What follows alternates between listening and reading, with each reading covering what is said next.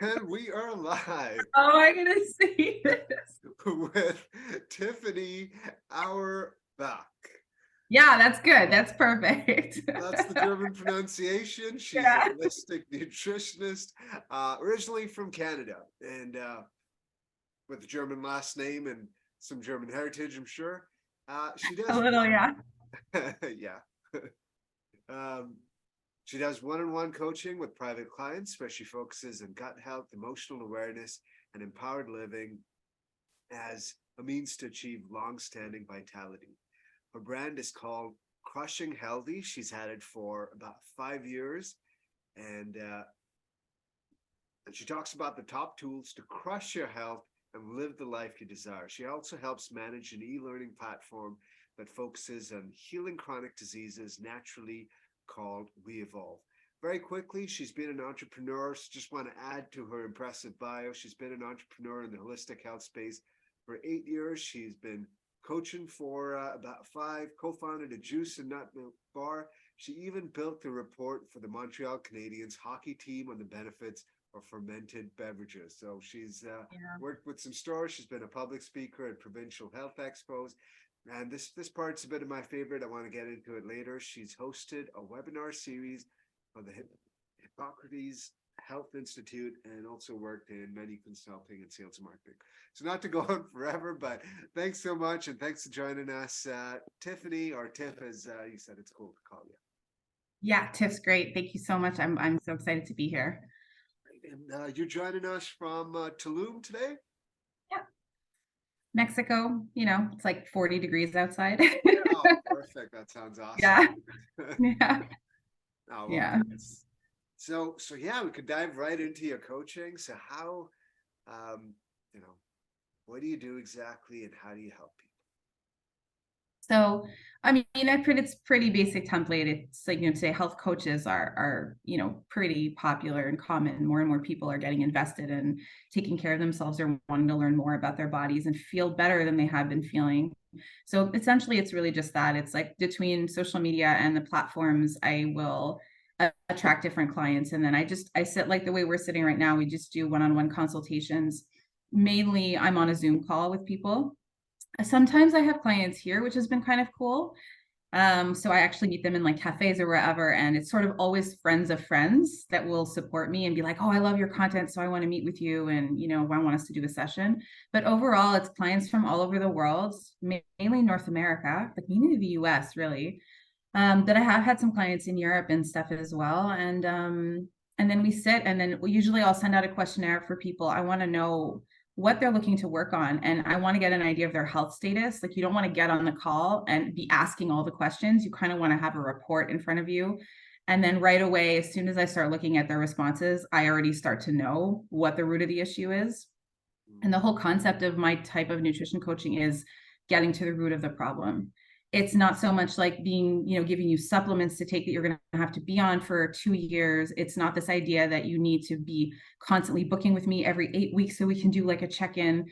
The idea is I really want people to totally heal, feel completely empowered in their journey, have all the knowledge, like all the knowledge that I continue to learn and have learned, like in nutrition school and whatever. I give that to people. Like, this is how your body works. This is how it's connected. This is why this organ might be giving you trouble, or that organ. And then they can actually decide for themselves the approach that they want to take based on their budget, based on what resonates with them, because there's more than one road that leads to Rome. So you can heal and boost your health and nutrition vitality so many different ways, right? Like, nature is a beautiful pharmacy. So really, it's really that. And a big part of what I do too is emotional, like motivational, emotional stuff. Because when you don't feel well, you're kind of disempowered. Understandably, you don't feel well, you don't feel like you look good. There's always something behind why you're not doing well. It's never just like, very rarely is it just like, I'm really eating a complete standard American diet. It's processed, and that's the only reason. A lot of the time, it's people have different variations of diets, but then they have stressful lifestyles, or they have difficult relationships, or something has happened, or they're fighting through a chronic disease or whatever it is. And so you end up sitting with people, and you address the food part, but you also address the other aspects of their life that that add to the complex picture of who they are and why they might actually be not thriving the way that they would want to be thriving. So that's kind of what I do mainly these days. But in time, I would love to do more like group coaching stuff. And I have, plans for even I do animation, like 2D animation. So I have a bunch of different videos that I'm putting together that are going to address health, consciousness, vitality, just a whole bunch of different topics. So it's kind of like e-learning. I think I kind of go in that direction. For sure. And that's on the We Evolve platform, or is that? Yeah. Yeah. So that's my sister. So my sister's a naturopath. And she was really sick when she was younger. And so she healed herself after many years. She saw countless amounts of physicians, went all over the world. The Hippocrates Health Center was one of them, but she did, like FMT transplant. She's done water fasting for 30 days. Like she's just done all these different types of things to try and figure out why she was so sick and to get to the root of it. And she ended up healing herself completely. So she launched this. She had initially it was interstitial cystitis. So that is a chronic inflammation of the bladder lining. It is so painful. There's actually like a suicide rate for young women associated with it because the pain is so awful. And then the modern medical approach is if they can't give you antibiotics for it, they think you should just like remove the uterus and remove like the bladder or whatever it is. But, so she didn't want to go in that direction. So she was like, no, I want to heal myself. Like, and so she did tons of research. She wrote a book about it and she catalogs her whole journey in a series of hundreds of videos. And she launched this platform. And as she started researching, she expanded beyond just, the actual interstitial cystitis, because systems theory means that no matter what is manifesting in your body, like you could have an earache, you could have a broken tooth, you could have gut issues. It's actually all connected. How you manifest your health issues is based on your lifestyle, your constitution, who you are as a person, your own genetics. But it doesn't mean that what you're going through is not the same thing that someone else is going through, because the root causes could be the same, but you guys are manifesting your end result a little bit differently based because everybody has different physiology and biology. So the idea was that she launched this program, a program among many programs, but a platform, which is a subscription platform. And then people can actually get tons of information about lots of different chronic diseases, like how I reverse this or how to reverse that, or how to help you with this, or how to, how to tackle these kinds of things. Like if you have a lot of acidity in your body, or everything from all kinds of digestive disorders to, she even has videos on like cancer and stuff, which when you're affiliated with the Hippocrates Institute, they focus a lot on that kind of stuff. So she got a lot of information from there because she worked with them, I think, for almost 2 years. Wow. So yeah, so all that to say that I ended up, she asked me to help her manage a lot of the clients. I do nutrition consulting through there. I do the private Facebook group where people are writing in all their health questions and stuff. And I'm basically helping with the client management part of it and that kind of stuff. So it's kind of like that's what I do regularly as well.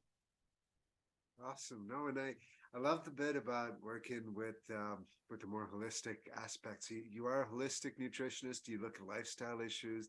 I think that's what comes up a lot for me, just in terms of watching shows, talking to friends who have either reversed or who have been let down, reversed diseases or let down by aspects of the medical system. So how do you, so you were trained as a nutritionist, and first off, I guess, how is a holistic nutritionist different from other nutritionists? And then how have you started incorporating those other aspects into your work and coaching?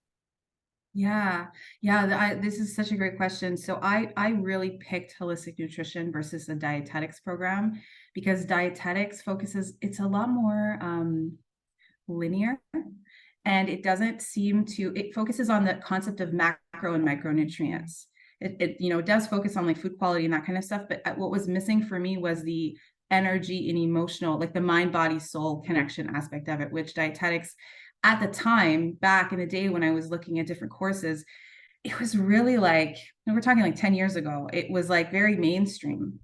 And I really didn't agree with even some of the titles of the classes, or let alone the material that they were teaching. And then I have a friend who did the dietetics program at McGill University, and her and I disagreed on so many different things. And I understood the philosophy of what they were teaching. And I wanted something that was going to be way more expansive. I wanted to touch on root causes of things. I wanted to touch on the different levels in our world. Like, we're not just talking about like growing a carrot in soil. We're talking also about the frequency that foods have, the ability for them to raise our vibration when we come in contact with them. We're talking about mindset behind why we don't feel well, why we don't thrive. Like, you always hear these stories, and this is like the catalytic argument of anybody who doesn't really want to change their lifestyle. They'll be like, yeah, well, my uncle or someone that I know, they did yoga for 20 years and they only ate vegan and they had lung cancer. You always get that argument. And what explains this is because diet is simply one component of what makes us healthy. There's other things. Have we been heartbroken? How do we deal with stress? How do we release emotions? What are other things? Do we feel fulfilled in our life's purpose? These are all things that actually we store in our tissues. And it's actually very rare to have someone develop something really serious without there being a metaphysical cause behind it. So whenever you're dealing with holism, you're dealing with the system, the organism in all of its totality, connected to its endemic environment and connected to its interior environment. And sometimes someone's very disconnection, like them living a life they're not in alignment with, but they're on a rotating like conveyor belt, and they don't know that they're not in alignment.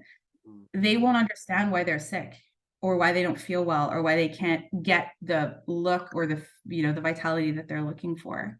So that was really the idea of what attracted me to holistic nutrition. It's simply more expansive. You really look at like the larger peripheral vision of things. Like, how are you as the being that you are in the world? We cannot be separate from the environment around us. If we pollute our waters and our air, as we well know, we struggle and we suffer. We're actually polluting ourselves. So I wanted a program and a philosophy that embodied all of that. So that's kind of the difference I felt at the time. Of course, today, I don't know. I'd have to relook and see, have they expanded the dietetics program? Is it a little bit more thorough?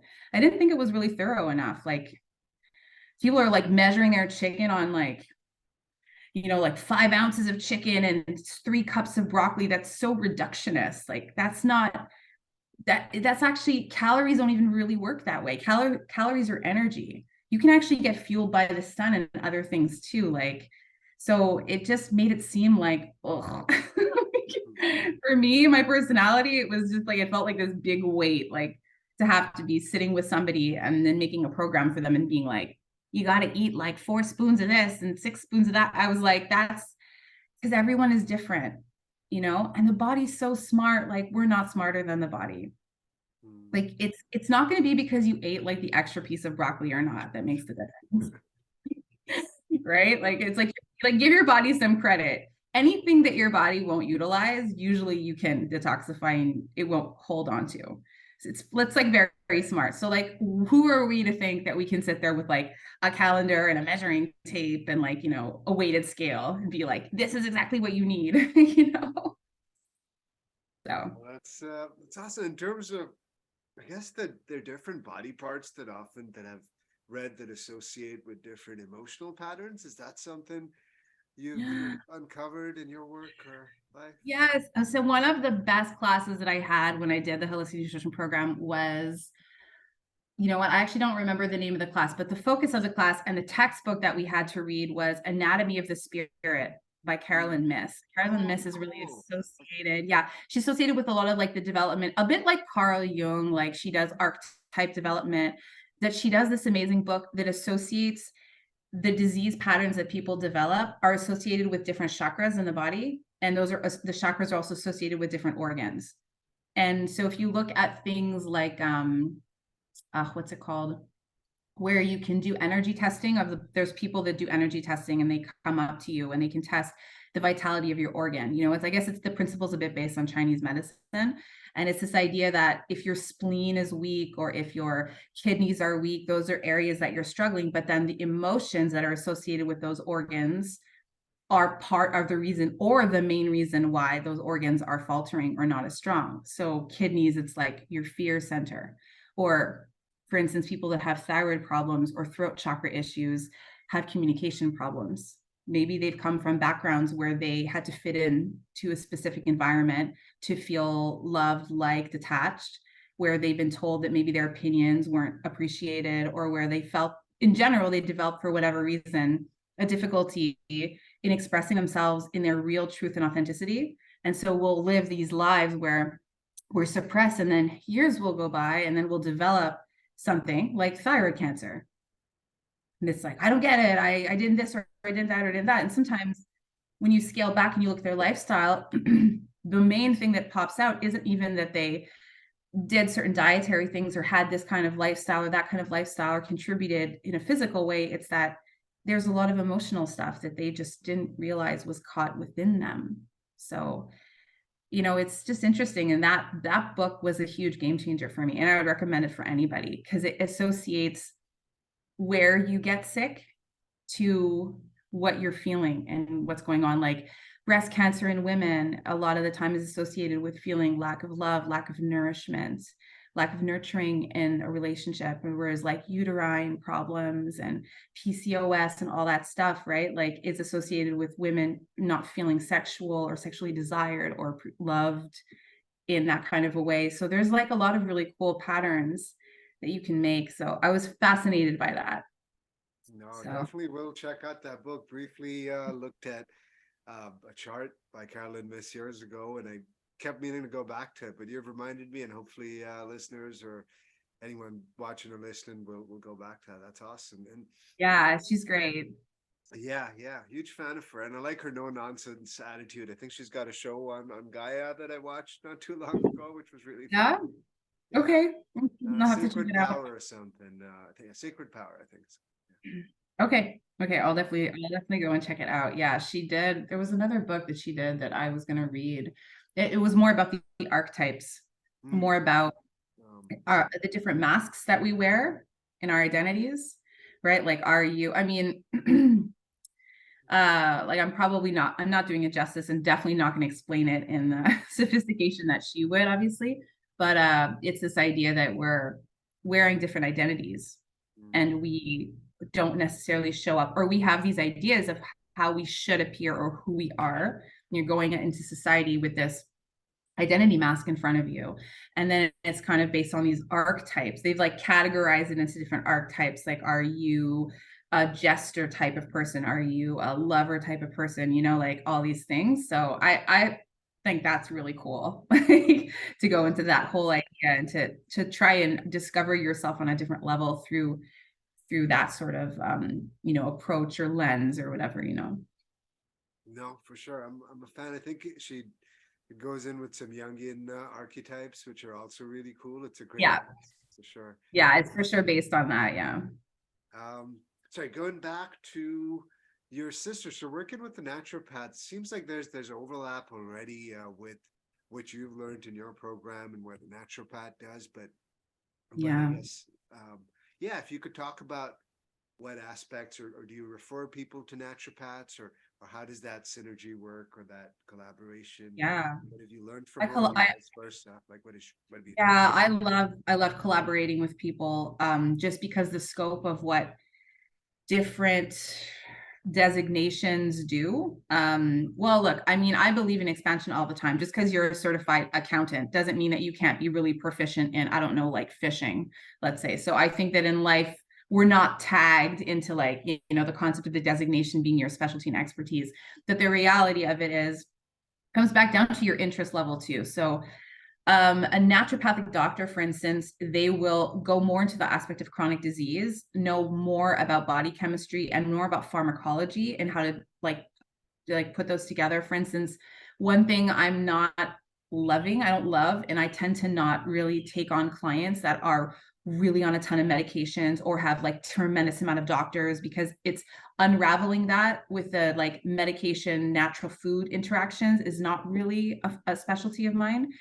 And for me to become a specialist in it enough to like say that I could actually take you on as a client and there wouldn't be any adverse side effects, I'm really not comfortable with that. And I would have to do so much research.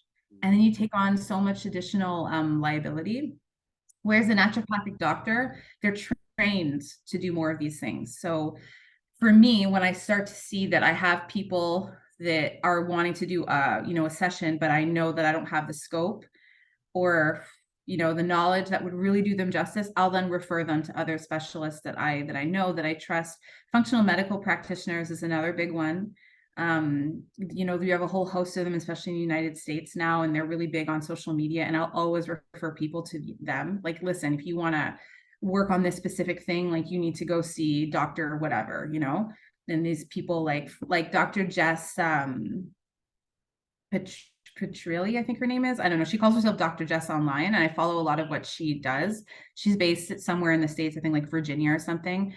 And she does take on clients, although I think it's like a long wait. But her video, she's amazing for like if you want to completely reverse like mold and mycoplasma, if you want to regrow your hair, like there's things that she's really great at. And so if somebody comes to me and they're really sick with something like that, and it's beyond the scope of what I can do, I'll like refer them to these people. And I think that's amazing. I think people should be we should be working together, right? It's the concept of like abundance. Like I don't believe that we should pretend to be something that we're not great at least for now, because then you're not actually really looking at the best interest of the person.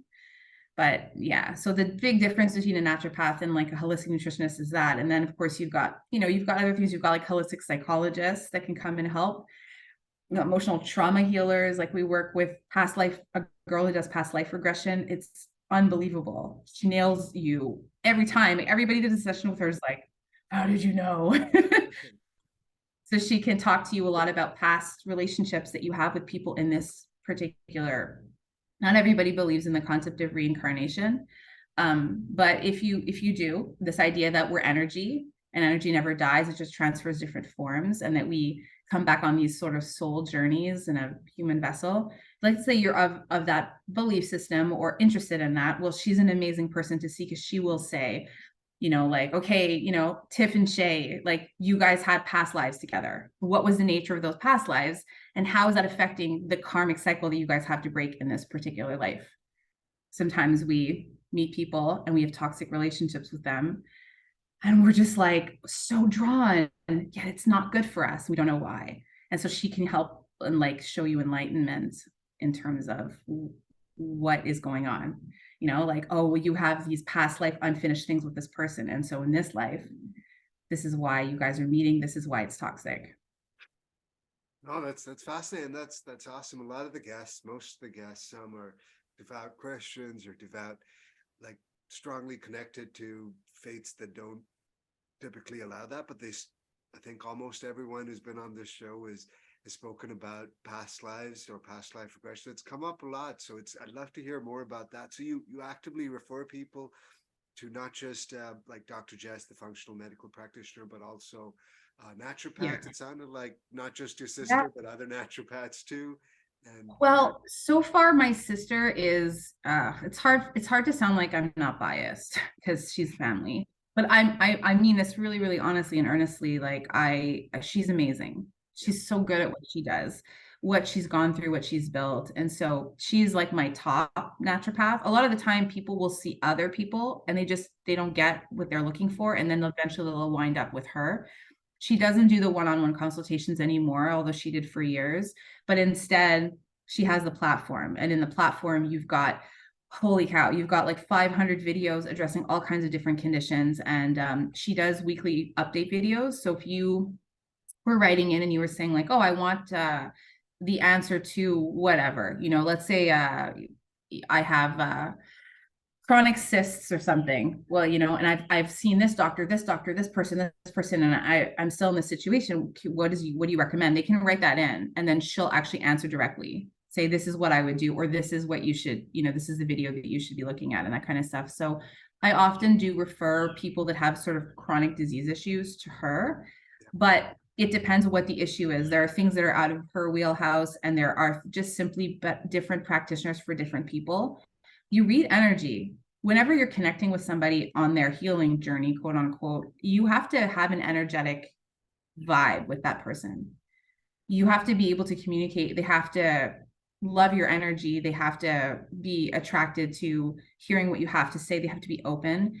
And everybody is attracted to different people. Some people trigger some of us, more than others. So everyone will benefit from maybe different practitioners, different people for different practitioners and that kind of stuff. But yeah, I don't shy away from recommending people to people that I think would be way better for them, just because I think the end goal should always be like vitality and the thriving of humanity on every level. It's awesome. And that's, I think, partly what's missing from the medical system. But it's great to see.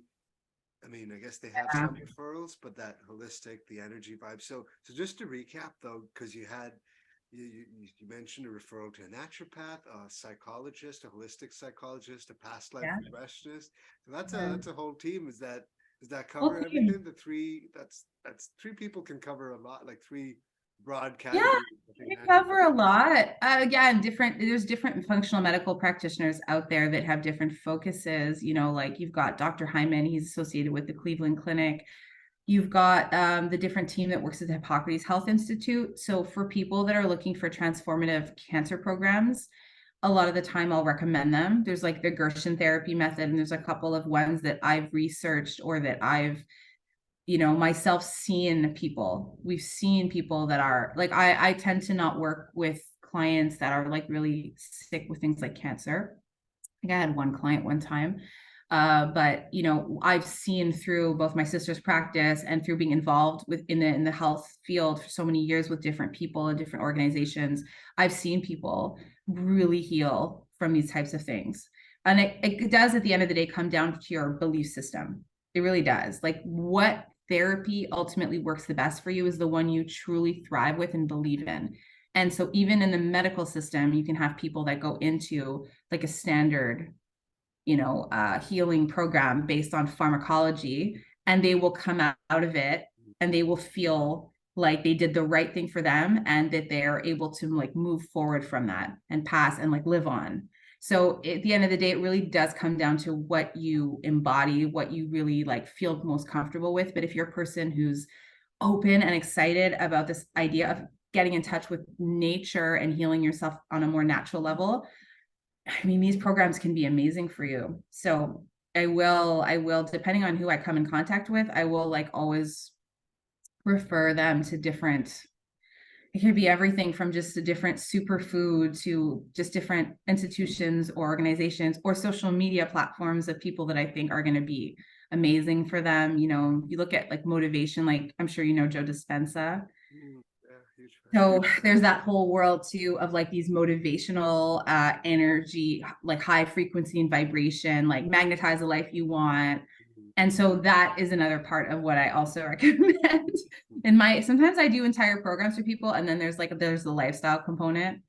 And then at the bottom, it's like other resources that might be amazing for you, depending on their personal case. And then I'll always be throwing in YouTube videos or channels or social media accounts of different people that I think are going to have a big impact based on the conversation that I had during the session with a specific client. So, I yeah. love that.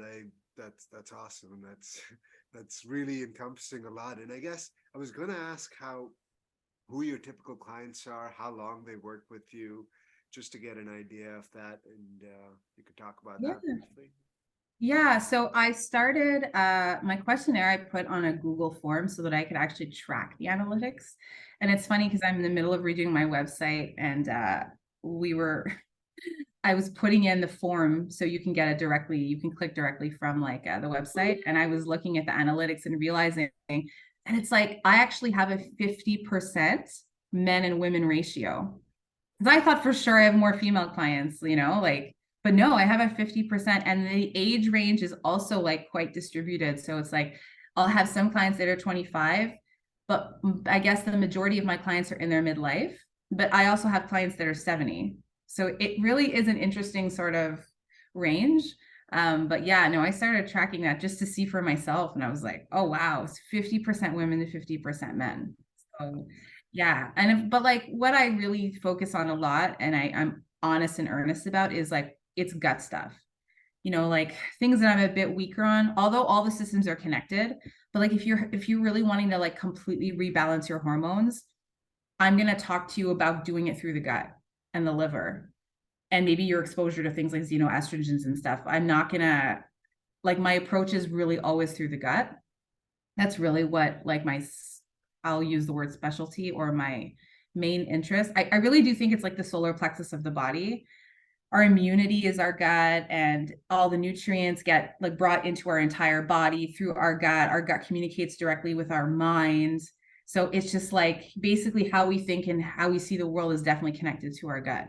So for me, that's like the thing that I love to focus on the most. So yeah, I won't like protect to be a specialist in every little thing, but the body's connected. So Well, that's awesome. Yeah, if you could teach us more about that. I know we spoke about this briefly at the start, and I was excited to learn about, effective ways to deal with gut health. It's all over the news. It's getting more in the news slowly, but it's my God, yes. I know. I'm really excited about that because for the longest time, it would sound like you were talking like an ancient language to people. And then because also people, what ends up happening was like with the whole concept of this integrative medical approach is that you have medicine that is sort of involved in this as well, which helps the average individual feel more comforted, right? Like if it's a science or evidence-based approach, and that's just the way that they process. And then all of a sudden, your doctor is also mirroring what your nutritionist has been saying for 5 years. All of a sudden, you feel like, okay, this is actually something that I can put some credence into.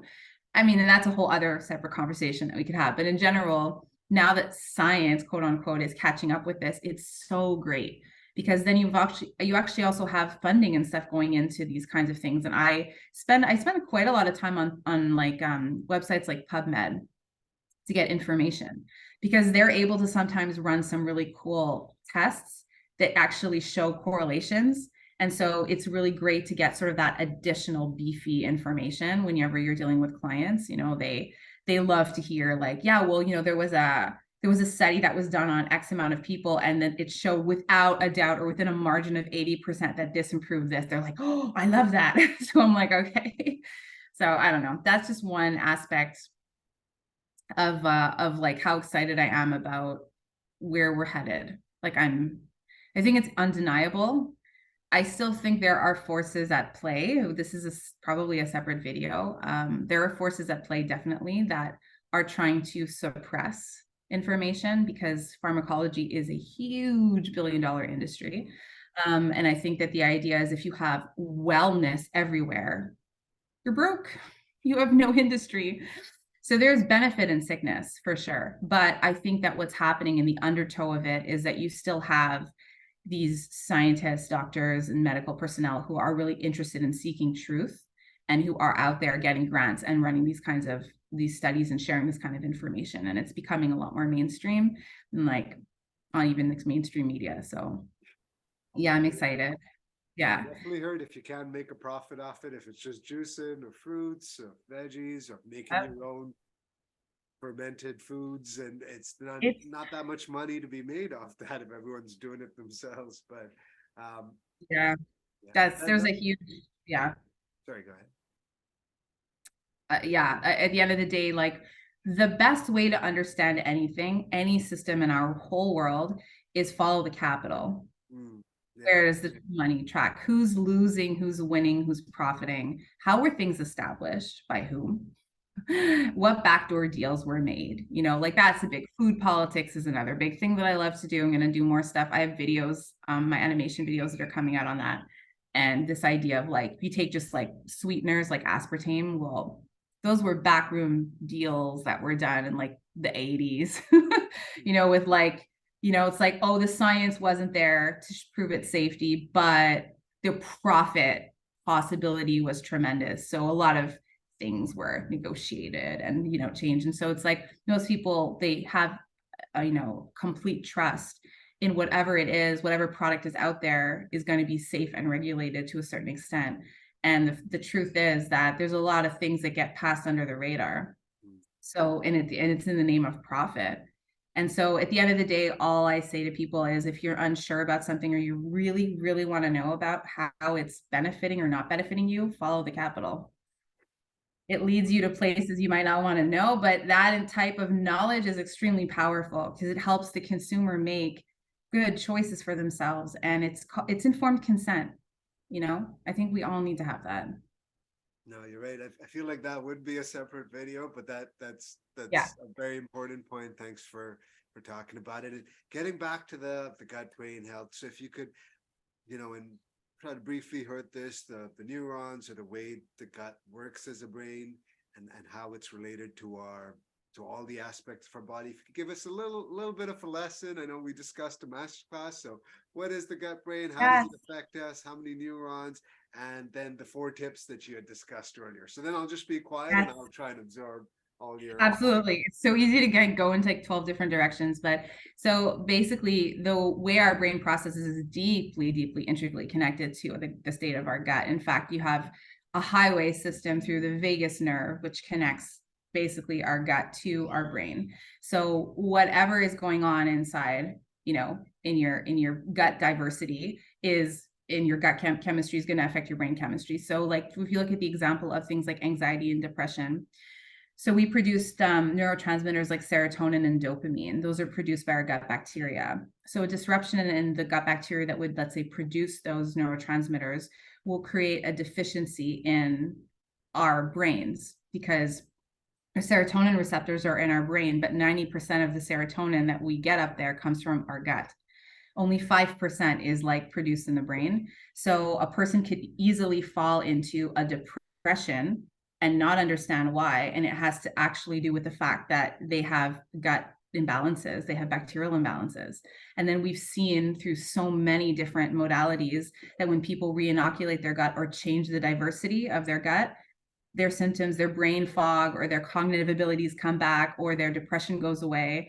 So it's super fascinating. But there's just a really deep link. And again, it's in a systems approach, us as a super organism, I mean, it's hard to say that you'll affect one part of your body and it wouldn't affect all the other parts of your body.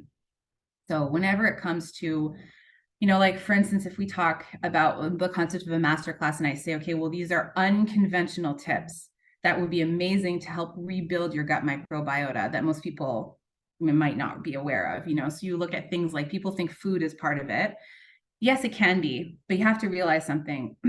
When you have food, will help re-inoculate your gut as long as you have at least one of that particular bacteria that degrades that food in your gut. If you are out of that bacteria strain altogether and you eat that food, your body will go into autotoxicity, which is why some people heal on a carnivore diet, but plants are so toxic for them. Ultimately, it comes back down to their bacterial diversity. Everything that we put into our mouth or we come in contact with has to be degraded through gut bacteria. If we're missing a whole bunch of different strains of gut bacteria, it means that we can't degrade certain things anymore, even if they're healthy foods. So if you have zero bacterial strain to break apart cruciferous vegetables, like let's say we look at like sulfur intolerance, if you eat cruciferous vegetables, your body's going to wig out. And it's because you literally have not even one single strain left. So how are you going to re-inoculate a gut that's completely void, right? So we start to not look at food as being the principal way for us to be able to do that. Like, just eat more fruits and vegetables and you'll be good. Yes, eating more fiber, fruits and vegetables, probiotics and all that kind of stuff is super helpful, but you actually need to do it in a way where you're rebuilding from scratch almost gut stores. And you won't necessarily get that just from the food itself in its natural state. So like one of the things that I always recommend to people, which is free and it's so underrated, is grounding. So when you're little and our children are playing outside, they're climbing trees, they're like in the dirt. So everything we breathe in and even the foods that we eat that grow in soil, those give us soil-based organisms in our body through our touch, through the bottom of our feet, through our inhalation, through even drinking water that comes from wells under the earth. It passes through ground, that's soil. So we get those soil-based organisms naturally. We're coming in contact with them all the time. And those things keep our gut microbiome diverse. So if you're a person and you're looking to rebuild your gut and you're sick, you've got like SIBO or whatever it is, I always recommend grounding. And it's something that we don't do. We live in, these progressive cities with big buildings and cool shopping centers, let's say, and we're wearing shoes all the time. Not like running in the jungle bare feet. No, that's not what people do anymore, really. So what you've really seen since even you could track back to the creation of shoes and rubber soles, to like the degradation of the microbiome over the years, because people are not coming in contact with nature the same way that they were before. And so one of the easiest, cheapest, and really crazy effective ways to rebuild your gut microbiome is to ground. So that's actually one thing that's unconventional that most people don't discuss, that you don't need to have a supplement for. So that's one way. Another way that I recommend as well is fasting. So like for water fasting and that kind of stuff. So you end up creating a space in your gut where you're healing. So a lot of the time when we're missing bacteria, we actually struggle with inflammation. We've got like things like IBS or Crohn's or that kind of stuff. And it comes from the fact that we have a disproportion in our gut bacteria, and our gut is reacting with a lot of inflammation. Things that we're coming in contact with, we're simply not able to degrade, and our body is treating it as if it was a threat. Allergies are kind of the same thing. So one of the best ways to cool down the system and to give yourself sort of a separation from that and allow your body and gut and energetic system to sort of be in a reset mode is through removing the digestion of things. So instead, you would do things like water. Good quality water acts as an alkaliner, like it creates alkalinity and sort of like subdues inflammation. And then after you do some certain level of fasting, you can then try and re-inoculate your gut with things like fermented foods, which is another thing that you would do to try and rebuild your gut. That's like fermentation is one of those processes and techniques that actually is necessary. It's one of the best ways for your body to actually build new bacteria, versus it being like just like a piece of broccoli in its raw state. You actually need bacteria already existent to break that down. But a food that's been fermented has created all of the enzymes and probiotics that it needs to digest itself. So it's almost like a whole microcosm society that you're ingesting. And then that's actually helping you reculture your gut. So fermented foods is another thing that it's like people will spend a lot of money on probiotic pills. I mean, they cost a fortune today, especially in the amounts that you need to take them. And I always say to people, oh my gosh, do you like wild ferment? Do it yourself. Or there's so many stores all around like the world, and almost inevitably in almost any town that you're in, you're going to run into some health food store where someone could offer you some sort of like, like fermented product or like whatever it is, right? And if not, you can actually be on Amazon and you can order, like your own kefir grains or your own like whatever it is, starters and that kind of stuff. Or you could just use sea salt or like Celtic salt, right? So that's kind of like another thing that I really recommend for people. And then another thing that's really something that people don't recognize, the last thing I would say in terms of my master tips would be stress. Every time we are stressed, we are killing our gut bacteria. And it's inevitable not to be stressed in our society, of course, like the world that we live in, especially what we've been through recently. But being able to modulate your stress response, being able to work on your mindset, these are things that are going to be really helpful in you actually holding on to a good microbiome, or you being able to rebuild a microbiome that needs rebuilding. Because if you're stressed, no matter how much you're doing, it's like in and out. You arrive at like neutral zone, like, because whenever you're stressed, the body goes through a whole cascade of biochemical processes that deplete a ton of minerals and vitamins and actually cause like your stomach to like go like this. So basically it ends up killing off good gut bacteria for you. Can actually create dysbiosis, which is a state of bacterial imbalance, which is the underlying cause of so many digestive disorders. You can create that state over time simply by being a person that's stressed and like simply not being able to recharge yourself in the right way. Wow. No, thank you. That was an awesome class. I love the way you explained that too. It was really cool because I guess just how you spoke about fermented foods and then grounding and of course fasting is a big one. So I guess I had questions about the grounding and fasting and the stress as well, like, well, I guess breath work, meditation, chanting, singing, dancing, something can de-stress us. I normally All ask of it. about which modality people prefer, or like yoga, tai chi, mind body stuff, like Yeah. but yeah, Anything.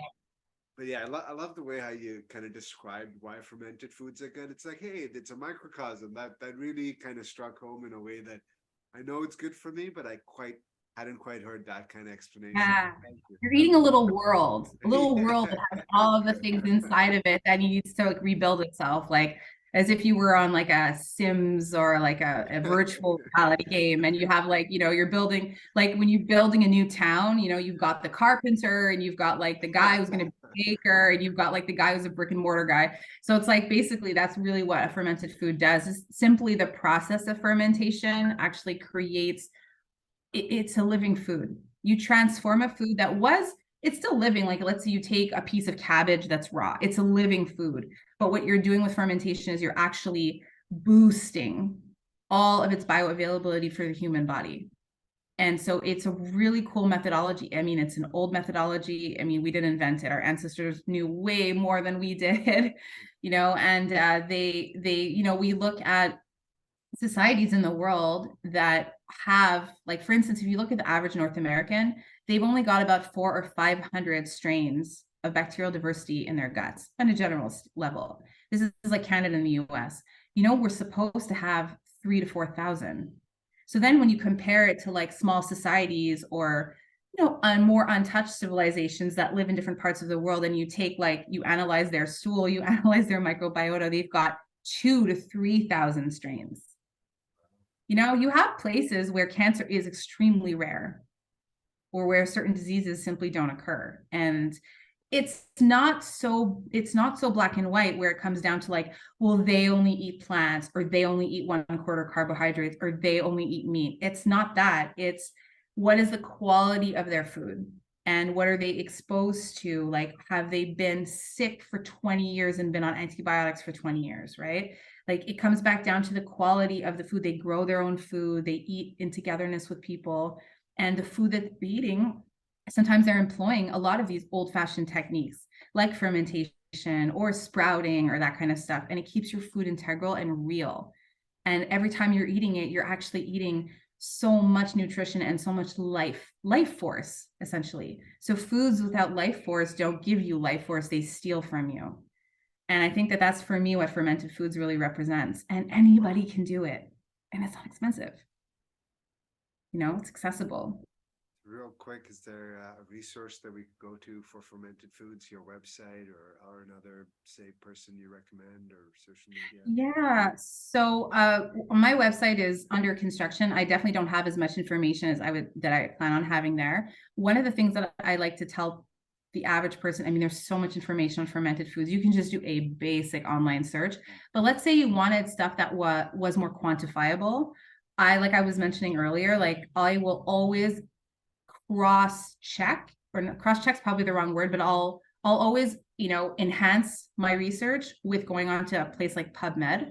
So if you go into like PubMed and you punch in fermented foods, you're going to come up with so many articles that talk about all these different components of it. And so you yourself can read what their research projects are, what they've been doing, how they've been doing their testing, and what they've really found. And like some of the studies are super cool. Like they'll take these groups, and they'll put them on a specific type of diet, and they'll just see after 14 days, like something incredible will happen.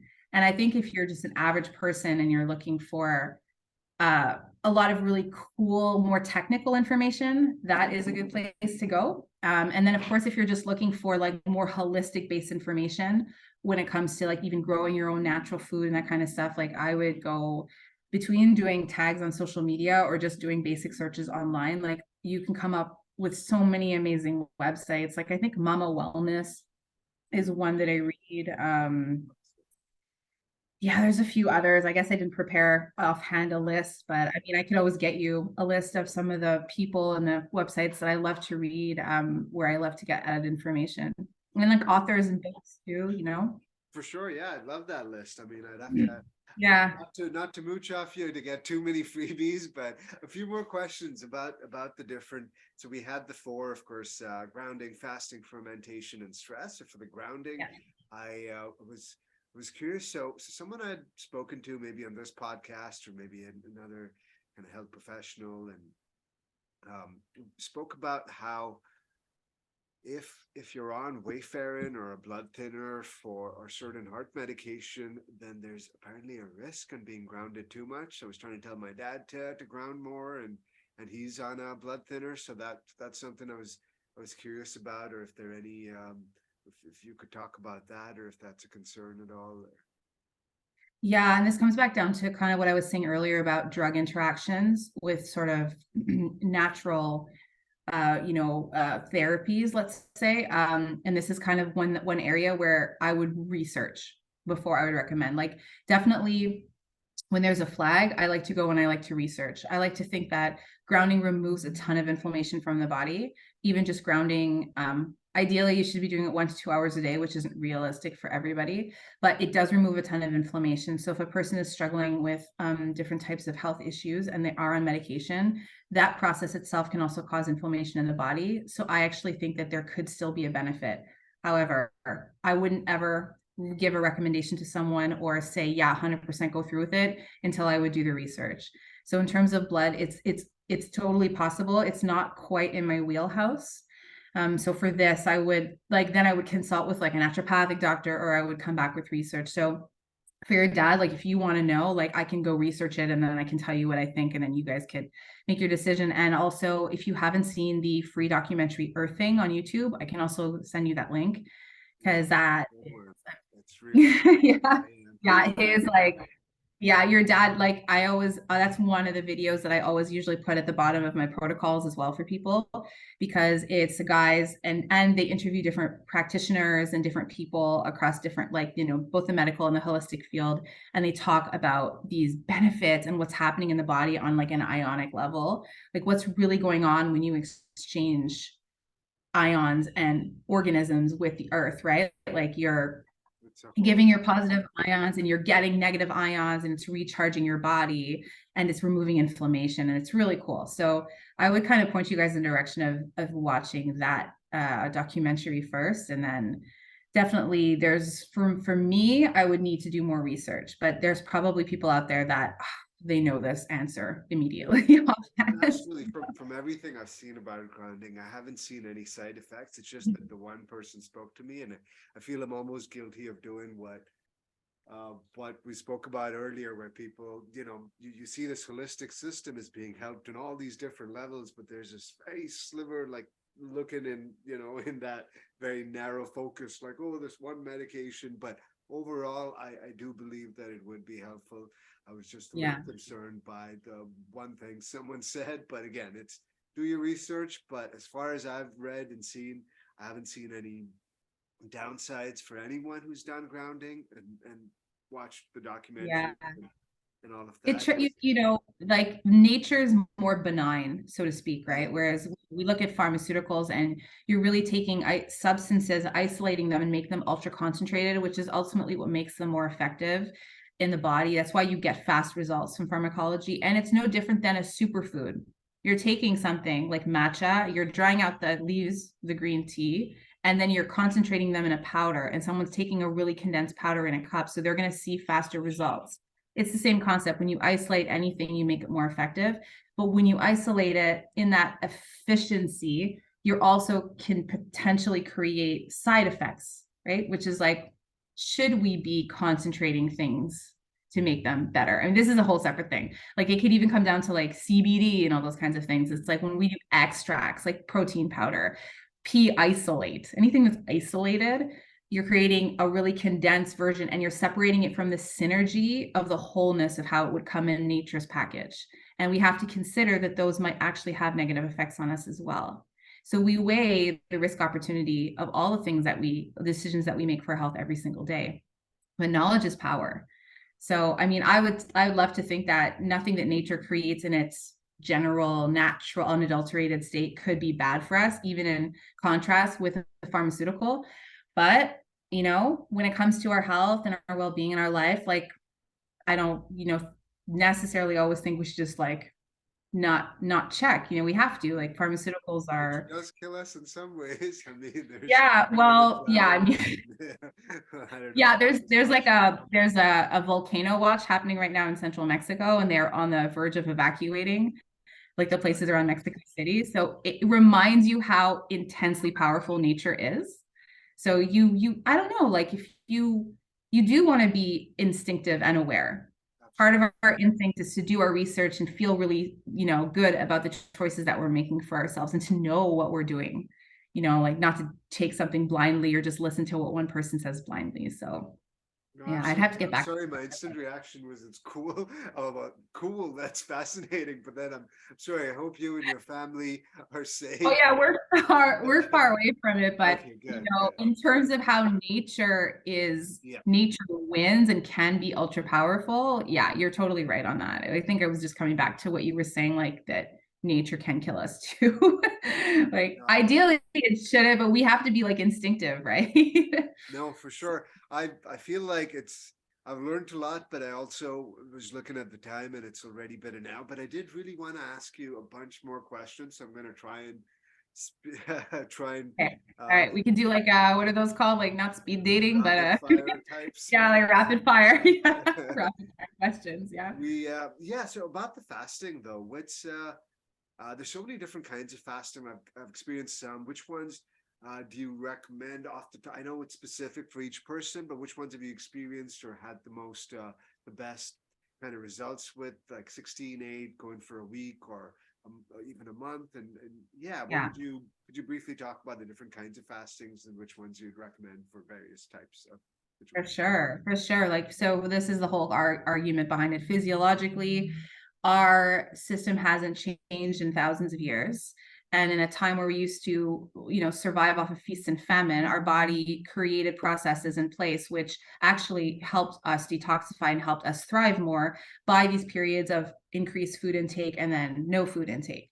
So our body still functions with this idea that fasting is actually part of our physiology. But today we live in places and we have an environment where we don't have to worry about food scarcity the same way. Of course, this is not everywhere in the world. But let's say we take the typical person living in North America, Europe, or anywhere really developed. They don't have to worry about food scarcity the same way. So we are overeating, we're overindulging, and we are simply not recognizing that fasting is still really good and a good part of us. And even if you're not struggling and suffering from anything specific, you should still incorporate fasting into your life. Like intermittent fasting could be a good way to do that, where you're eating for somewhere between 8 to 12 hours a day, and then you're just making sure that right before you go to bed and throughout the whole night you're just not bringing food in so you can properly detoxify. Because every single time you are eating, your body processes all of your blood, and so much energy is going towards the process of breaking that food down and digestion and putting that food where the molecules where it needs to be. So you're creating a space where you're never in rest. Only when you're not eating are you in a place where you can detoxify. So that's why overeating is a big part of this. So fasting is amazing if you want to reset your body on any level. But, it everybody's in a different circumstance. And today what's happening with so much health information out there, and you've got people getting online and saying, oh my God, this is what cured me, this magic bullet, because we love the magic bullet thing, right? Like we're kind of raised that way. It's not the right approach. But if a person knows that they can just change one thing and it'll absolutely work for them, they're going to be like drawn to that. So you have people that come online, even some fantastic health practitioners that are like, this is the way. So there's no perfect diet and no perfect approach. And fasting is one of those things where you really do want to, I'm not going to say you have to absolutely work with somebody, but you, like, women fasting is different than men fasting because women have different physiological processes. And it depends on like how healthy you are. If you're lacking minerals in your body and then you think you're going to go into a fasting state, you need minerals to detoxify. So you can get really sick. So it's not really something that people should be doing. Like when people say they're going to go on a 30-day dry fast, that is so intense. You have to actually prepare for it. So what I normally recommend is gentle fasting. So either an intermittent fasting situation where you set up a really cool routine for your body on a daily basis where you're really working with your system, which is really the best. But if you're like, I want to rebuild my gut microbiome, I've got tons of candida and I've got a lot of like negative pathogens because I don't have good gut bacteria in there and it's been a long time, then the first step that you want to do is maybe give your gut a break and kill off some of those pathogens. Like if you stop feeding them the things that they're feasting off of, they will die off. So the first step that you want to do would be something like either a juice fast or a water fast. Like I wouldn't recommend going like dry fasting. That's so hardcore.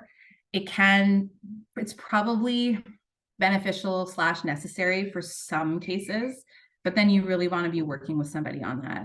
Whereas let's say you're like, oh, I want to get more energy and, you know, sleep better at night. And I want to just, yeah, I feel really bloated and I feel really gross. Like what's a good like technique? I'd be like, go on a 3-day juice fast, you know, like get great juices, make full of live enzymes, you know, cold press and like reduce the amount of like cooked food that you're eating, you know, just hydrate, your skin will look amazing. You'll like your gut motility will come back. You'll go to the bathroom.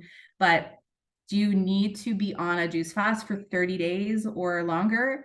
It's like, if you're really sick with something like cancer, there are protocols that talk about juice fasting or juicing as part of that.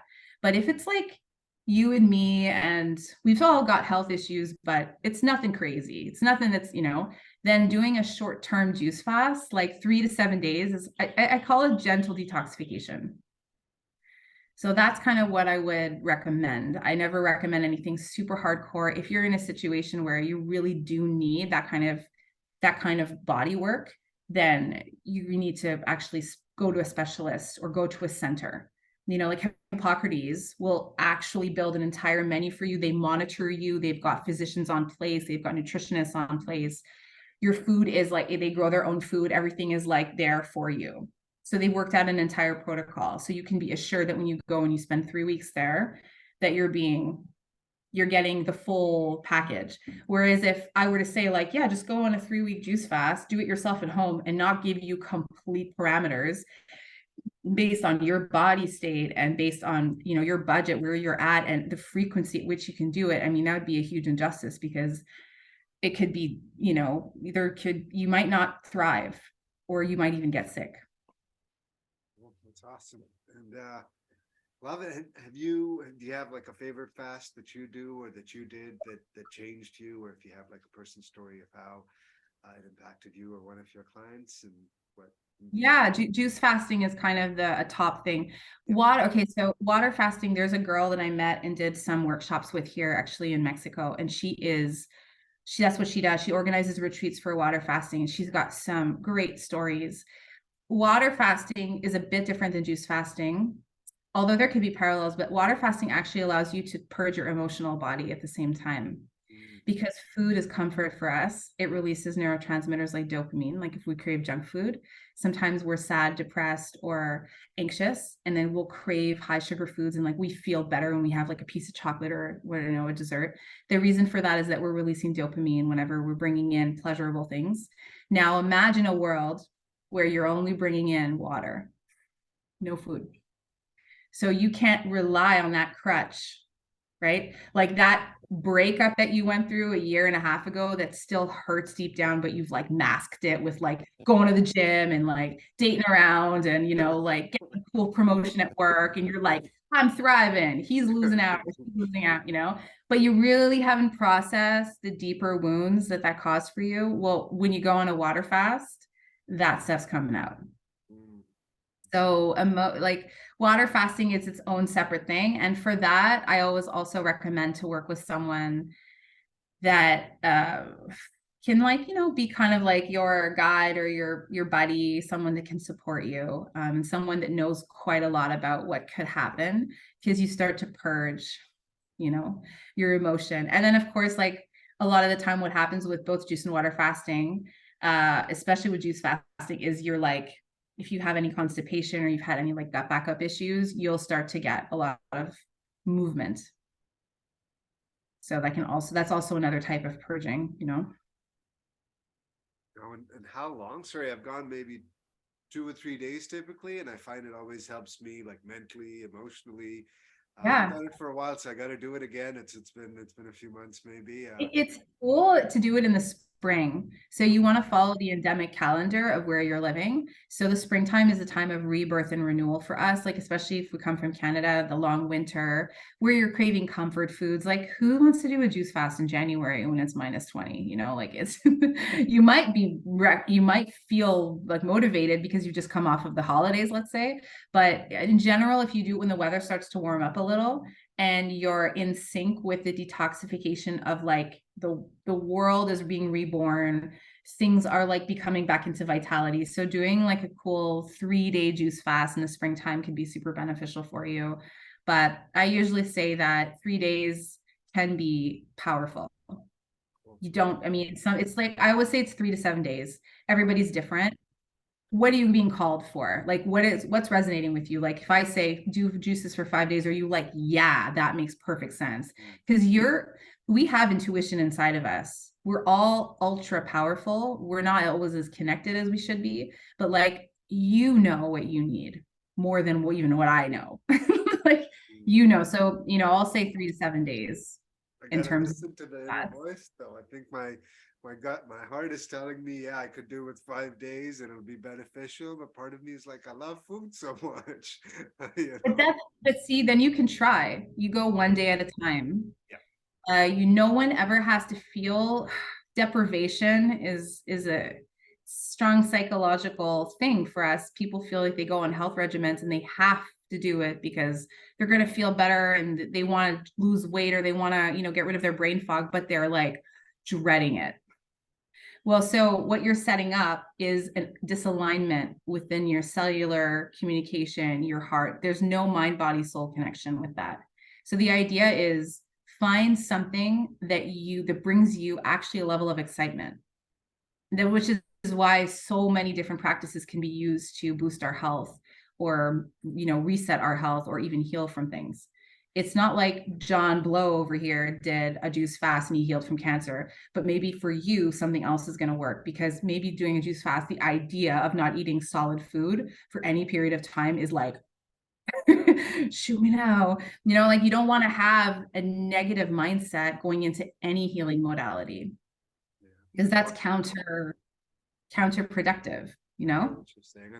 I think part of me likes to be challenged and wants to be put in the situation where there is a little bit of uncertainty. But I think 5 days, Totally. that's it. You've inspired me to That do at least it's 5 days. you. Yeah. So it comes really back down to you with you. Yeah. Like each of us is on our own sovereign journey. So if you are like, all right, I'm going to do this because I want the challenge or I want the growth or that's you. That's great. Like no one can tell you otherwise. But if like your general feeling state is things like dread or things like procrastination or things just like anything ultra negative, it just might not be the right approach for you. Like Yeah. each person's their own. I hear you. Yeah. Wow, so much more to cover, but so much. I don't know how long. I know I keep promising John I'll keep it short, and I feel like I've gotten at least a free session off you. I mean, we can work out the payment later, but you've taught me a lot. Yeah. I share a lot of intense free content on my social media. I haven't posted. So the honesty of it is like with the pregnancy, I've had quite a lot of sickness. So my social media is a bit dead these days. Like I just haven't produced a lot of new content. I was doing so much of it before. However, going back, you can find ultra relevant things that address a whole bunch of different, like I give so many free tips. They're all really what I believe in, what I personally vouch for, what I personally use, what I've seen other practitioners that I work with, their clients thrive off of. So, I mean, you can definitely find a lot of free information. Like, I think the main goal for me is I would love to move into different spaces in the health and wellness field and not always be a consultant practitioner. I would love to see a world where many of us are thriving and our own best doctor, so to speak.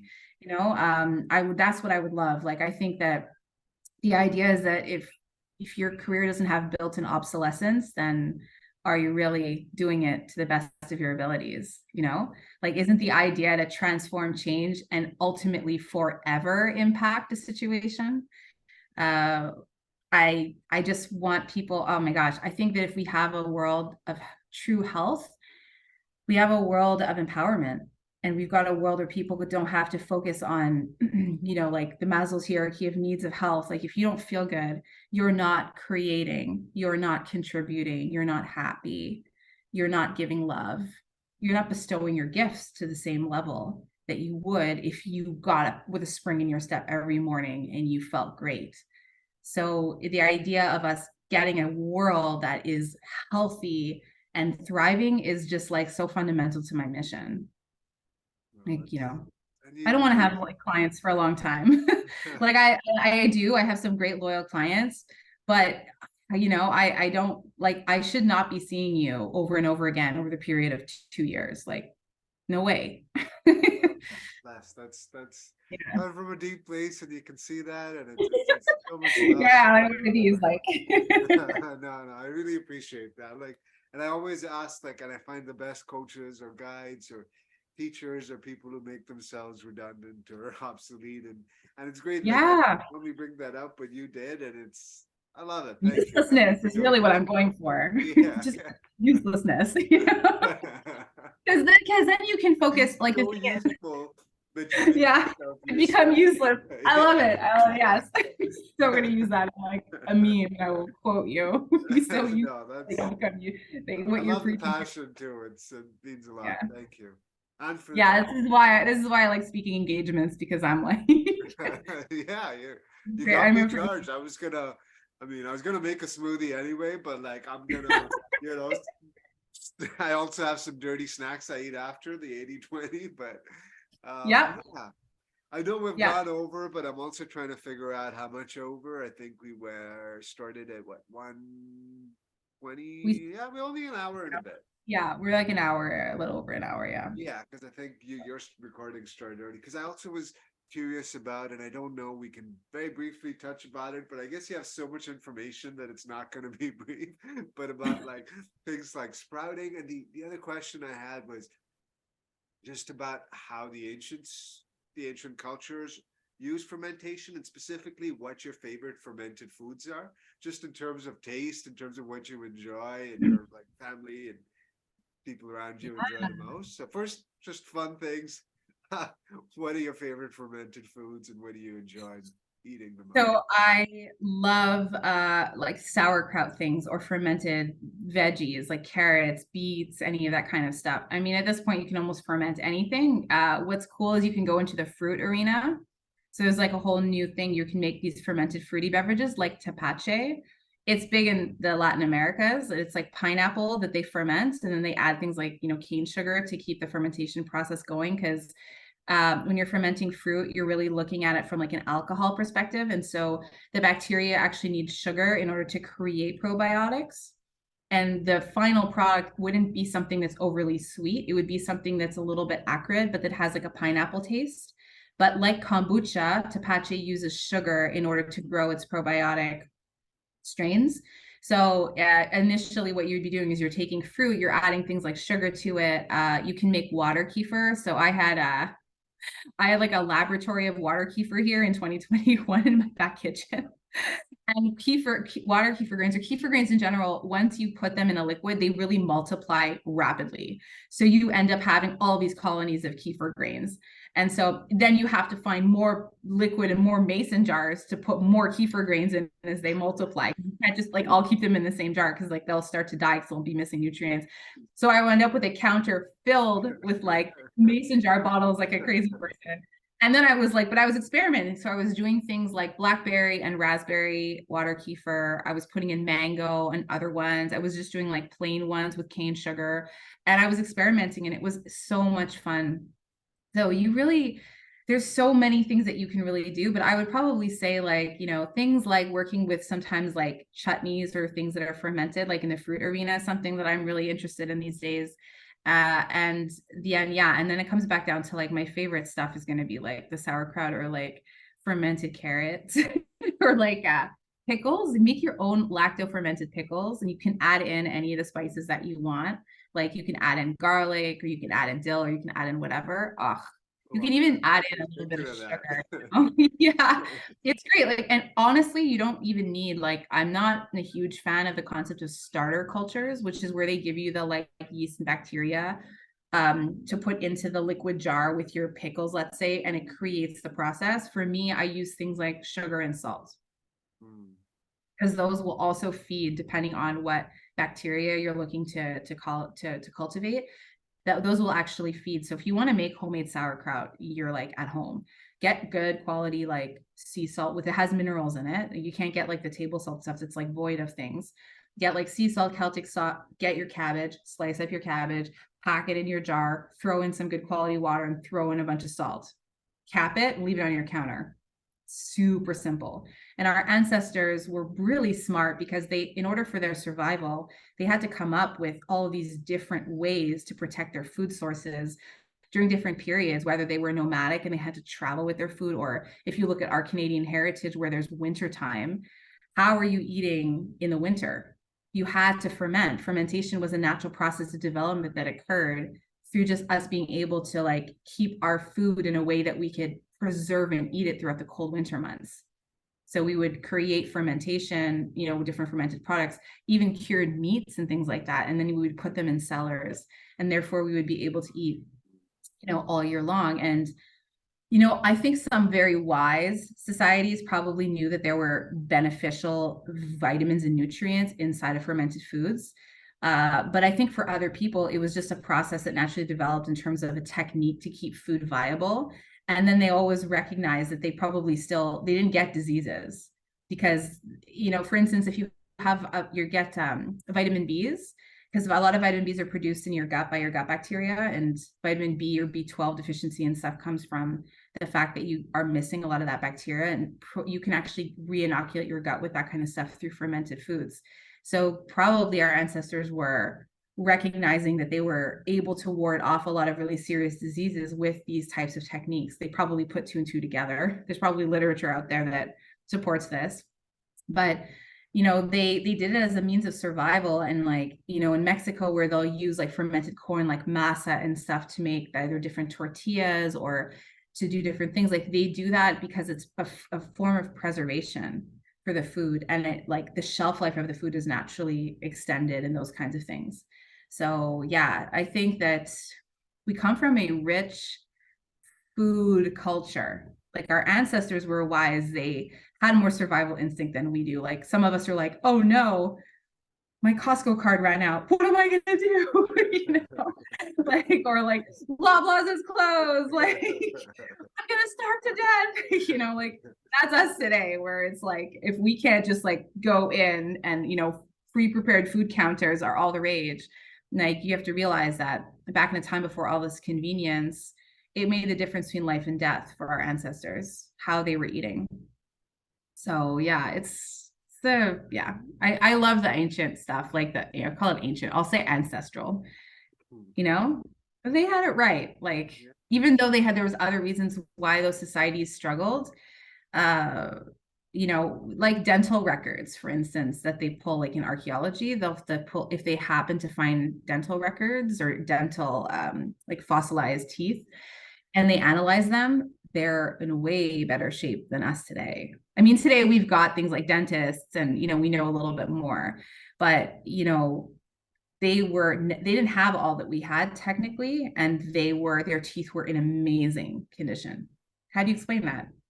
Their diet, what they were eating. So, and I forget, I don't know if there was another part to this question. My favorite foods, ancestral techniques for fermenting. Yeah, you answered that, and then so that was awesome. Yeah, I think I do well with like a moderator. Yeah, no, I think I should improve. I'm just like fascinated with a lot of what you're saying, and it's like, yeah, I tend to, it's not even because I like to talk, it's because I'm passionate about the subject. I tend to go off. So yeah, that's why I need to have like usually like a small script prepared.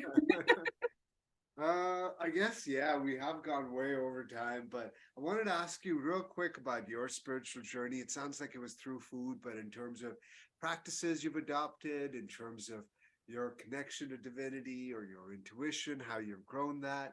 If you could talk briefly about that whole world. Yeah, sure. So okay, so since moving here to Mexico, I've connected a lot more in terms of my spirituality. I've done and tried a bunch of different ceremonies and practices to learn more about myself, things that weren't that obvious or part of my societal framework back in Canada. Like now I think what you have these communities that are developing these things in places like Toronto, Montreal, Vancouver, especially. But, back in the day, I wasn't exactly going to breath work classes with my friends like on a Thursday night. It's grown a lot. It just wasn't part of the dialogue, and it wasn't part of the thinking. And even still today, I'll have conversations with my friends from back home, and they're like, you're doing what? I'm like, yeah, I'm doing a Temescal ceremony.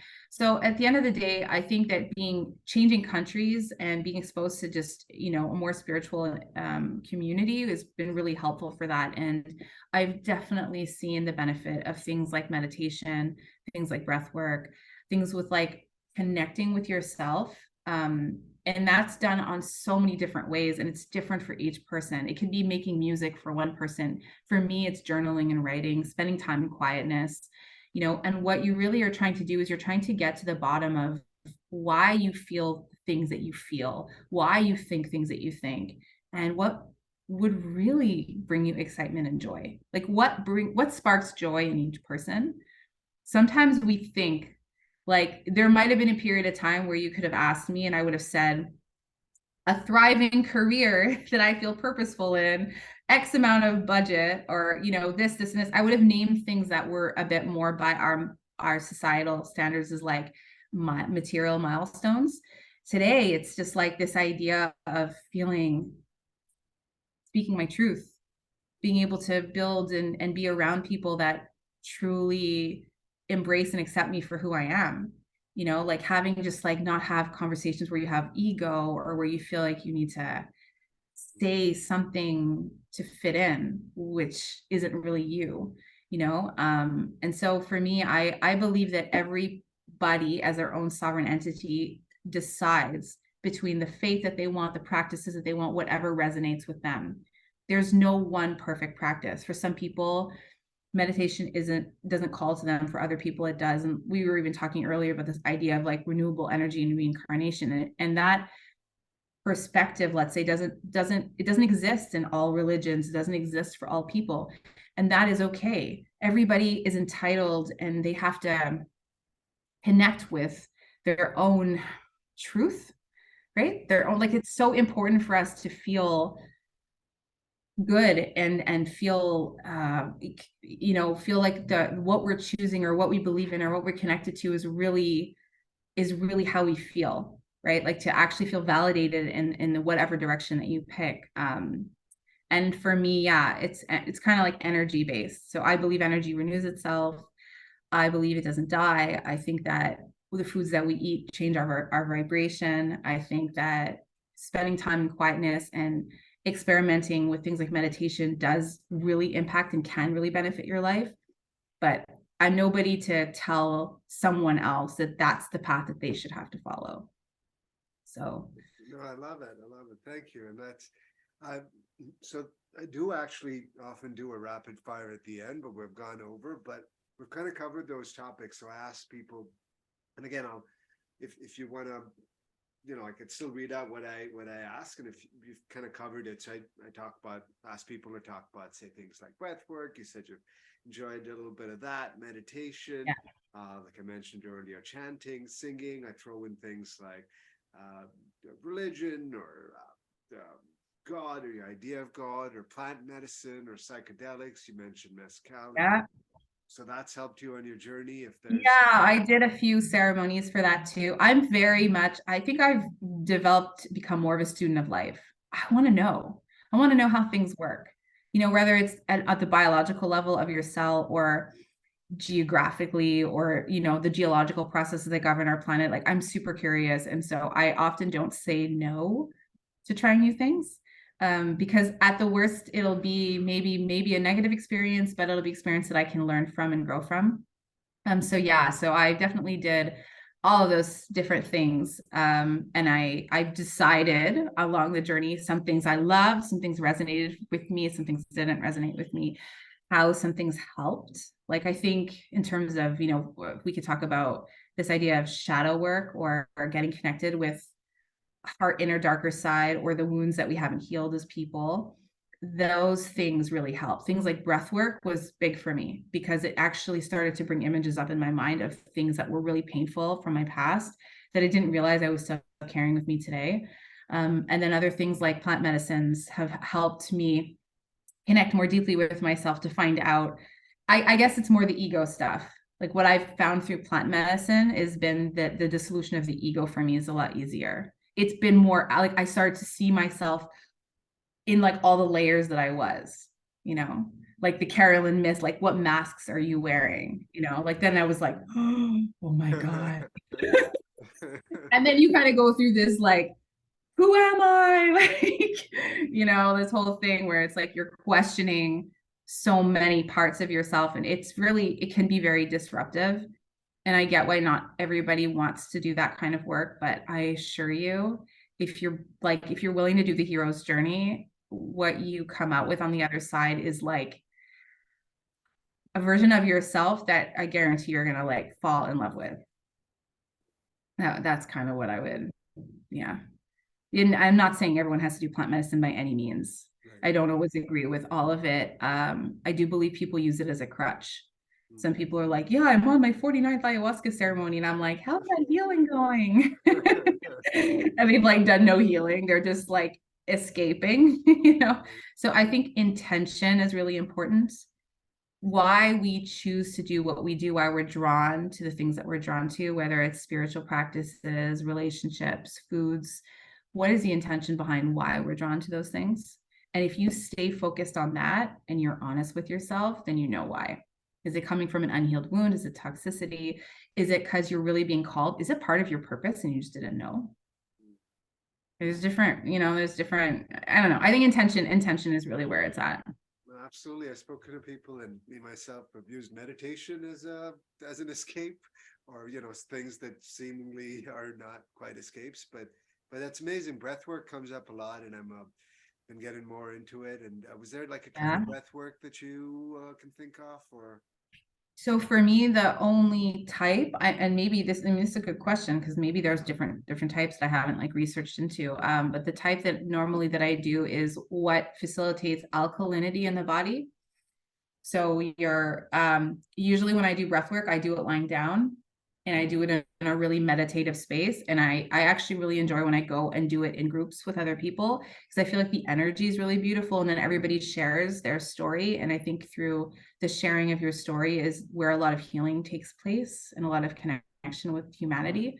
And then I think that that breaks down borders for us. I think if we can all feel connected to each other despite our background and how we grew up and how we look at anything like that, like we're connecting soul to soul, it's so much more powerful than you and your physical form that lives X here and you, this is living in me, you know. I love doing that, but a lot of the time it's basically that you're just breathing through your mouth in order to like alkalize you're like dislodging toxicity or wounds or things from the inside of you, you know. And so, you know, I don't know, you know, for yourself, what your experience has been with breath work, but for me, most of the time, I go into tetanus, which is where your muscles contract a lot. And so when you're in that kind of a state, it's like lots coming out, but you're also like not able to really get out of that. Like you're using somebody, you have somebody facilitating for you and they're kind of walking you through the process. And then when you're in that sort of, it's almost like so much emotion is coming out of you, so much is being recognized. That's kind of been my experience, and it was life-changing for me, you know. And it still remains. Breath for me is like you can you can control a lot, you can do a lot with it, you can see a lot, you know. And even when, you know, pregnancy and going into labor, you can actually control the level of your pain through your breath. Congrats again on your big 8 months, you said, right? Yeah. That's exciting. Yeah. And Yeah. your first child, Yeah. that's awesome. First, It's first child. Yeah. amazing Yeah. you've gone through all this change in the last few years, especially. I feel there's been an accelerated growth, and that's right when you're giving birth and bringing new life. So that's magical for you and your Yeah. It's a whole new thing. I like to say it's still its own hero's journey for sure. You know, because you're learning more about yourself when you become a parent. I don't know if you're a parent or not, but I think becoming the process of becoming a parent, if you really want to do it consciously, you are standing in shadows. You're comparing it to your youth, what your parents did, what you went through. Things come up. So, you know, my battery's gonna die. That's why my screen just went dark. But yeah, no, I think that it's its own journey, you know, parenting. So yeah, it's you know, I think life's here for us to experiment. We should challenge ourselves. last three questions. We'll end on this note: a new life, a new beginnings, but also so glad that you've done all this while you're bringing in a life, and I feel it's all somehow interlinked. Um, but yeah, if you could tell us what makes Tiff the happiest in any given day. Very simple, three last questions. What brings joy to you in any given day? Oh man, like good food. Yay. I love to eat. So it's like totally not understandable why I would go into a career that is based on food, right? Yeah, no, I love to eat. So I don't know what it is. It's like for me, food is ceremonial. So and I actually use that term when I work with clients, like you need to have ceremony with your food. You need to love the diet or the plan that you're on. If you don't love it, you're in deprivation, scarcity mentality, and then that's not a healing mentality to be in. That's not a good mindset. Then I actually actively live that without any actually effort, because I love food and I love this idea of being able to grow your own food and eat it. So if you ask me what makes me really happy, it's like going to the local fruit market, because right now we're like in Mexico, it's like fruit season. Yeah. So I literally had this conversation with like multiple friends the past couple weeks, and all we did was talk about how amazingly delicious the fruit was, like right off the tree. Like the mangoes are the best, and like sour sops in season. I'm like, yeah, that does Are take they up better part in of the day. Mexico than Canada? I feel like some people say they are parts. Every it depends what's endemically grown. So Okay. Canada, oh my gosh, I love August and September in Canada, because the berries and the Oh, tomatoes and everything is like everything that needed to grow from the beginning of the summertime is now coming to be ripe.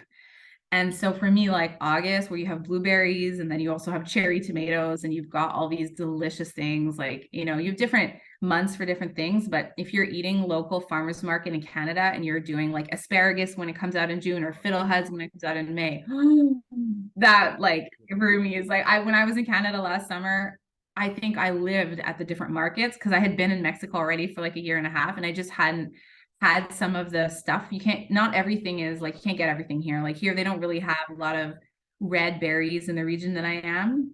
So it's like, and you go back to Canada and you're like eating strawberries during strawberry season. It's just like, oh, so good. So yeah, I definitely think there's a deep part of me that is like an Epicurean. I love adventure and I love trying things and I love eating good food. I love supporting good food, people that are producers. It's almost like my energy level increases. So I just feel more like I'm thriving, like I just feel like I'm vibrating at a higher yeah, level. yeah. Yeah. I So feel it I think too good now, food. but I do feel Yeah. like grabbing a bite and we have. But yeah, the second last question kind of ties into that one, which is, what are your most consistent or persistent thoughts? Like what gets the most airtime up there? Oh man. You sure you want me to answer this? Yeah, yeah. I mean, 3 hours later, it's like no. Okay, so it's a range. I don't actually spend a ton or a consistent time thinking about, let's say, nutrition. Um, I have a lot of different interests, and anybody that can teach me something new, I find really fascinating. So conversations could be everything from, oh my God, psychology of the approach that people take to things, to adventure travel, or things like creating art, like photography, animation. I just like connecting with people in general. Like if they want to share stories that they've been through, like the concept of storytelling. Like, so I sit with you and I'm asking you questions about your life and you say to me, well, I lost X person when I was this age, or my family had to immigrate from here, or we had to struggle, and that to me is so fascinating. People's life stories. Like, I think at some point in the future, I would do a podcast because I love hearing where people come from. I find it really inspiring. And I think other people need to hear people's stories, because it's too often that we're like stuck in our own psychology and our own egotistical minds. God, my life is so hard. Yeah, I'm not saying it isn't. You have validity in feeling what you're feeling, but maybe if you hear someone else's story, you'll not only get inspired, but you'll realize maybe your mindset needs to change just a little about what your outlook is. So yeah, I think all kinds of different conversations stimulate me. Yeah, these days I'm really into crime things. I don't know why. I like to say it's the pregnancy. Like, Oh God. like true crime documentaries or whatever. And like then I'm like trying to understand the psychology. And I was like, maybe they didn't eat enough fermented foods. I don't know. That could be interesting. You could do a link. You could do a show just about the link. Yeah. Who Like, did what was their gut microbiome like? That's why they killed 38 people. I mean, yeah. I'm sure there could be some hypothesis that be created from that for sure. I want But to ask you more about your journey and your life, but I know I'm out of time, so it's the very last question, which is just last words. If you had a message, and you've given us lots of like wonderful messages, and I can feel like the passion, the love, and I don't know if the baby's coming in with some extra chi and prana. probably, yeah. I'm generating energy for 2 right now, so I'm like a bit of a solar system. Yeah, the microcosm, the world within a world. Yeah, exactly. So, Been a real good. Wow. pleasure. But yeah, your words to humanity, to myself, to the listeners, last words just to wrap everything up, and no pressure, but Yeah. My gosh, I guess, I believe, I don't know why, but I feel like part of what makes me tick is this idea of empowerment, for us to feel empowered in our own choices and in following our instincts and our gut. So I guess for me, it would be like you are always able to do anything that you feel called to do. You shouldn't shy away from that, that you should lead sort of with choices that challenge you and maybe call on bravery within you versus playing it safe, and that you are always in the driver's seat of your life, even if you think that you're not, even if you think that you've been circumstantially pigeonholed, you're actually not. Because the only thing that really would be a situation where you're stuck would be one where you die, where you pass on. If you have a breath in your body, there is either a mindset shift or a physical action that you can take that can get you out of the space that you're in, that can bring you closer to where you want to be. And I guess I think that we should lead our lives searching and connecting with our joy versus programs that have been put into us by peers or society or anything like that. And I think that's where you find the truest and the best version of yourself, and where you're able to share your gift with the world. So I guess it's about being empowered, and I guess ultimately that's my whole brand anyway. no, So it's been so much fun talking to you. I want to do a follow-up about your history and how you got here, but you've taught us so much. You've given me information and just made me had a good time, and I hope we stay connected. And well, thank you so much for giving me the platform to like relentlessly talk. no, I Yeah, enjoyed it. yeah. But yeah, we can reach you at crushinghealthy.com, and then there's Tiffany, and I'm gonna butcher your last name again, Auerbach, Yeah, Auerbach. you did not butcher it. That was good. That was good. Yeah. Is the Yeah. Canadian Thank good, you. but not the German good? Canadian good. Yeah. But So good. So good. Yeah. no, thank you. I felt your love. But yeah, thank you. Is there anywhere else so people will reach you on that website? But I guess that's everything. We've gone way over. This is one of the longest ones, but I still want to do a follow-up later. But Yeah, thank so you again social media is a big one for me too. Like, at Crushing Healthy, at Crushing. or So Instagram. yeah, or my first and last name. I don't have a business Facebook page right now. I'm probably about to convert to one though, because I'm like exceeding the amount of connections that I have. But yeah, just like Tiffany Auerbach on Facebook, you can connect with me there too. But yeah, She'll be that's so useful, she'll make herself useless. yes, I forgot to be able with that. So good. I love it. I love it. No, thank you. It was Bless. really great to meet you and to connect with you. Thank you so much. And I look forward to, staying connected with you in the future.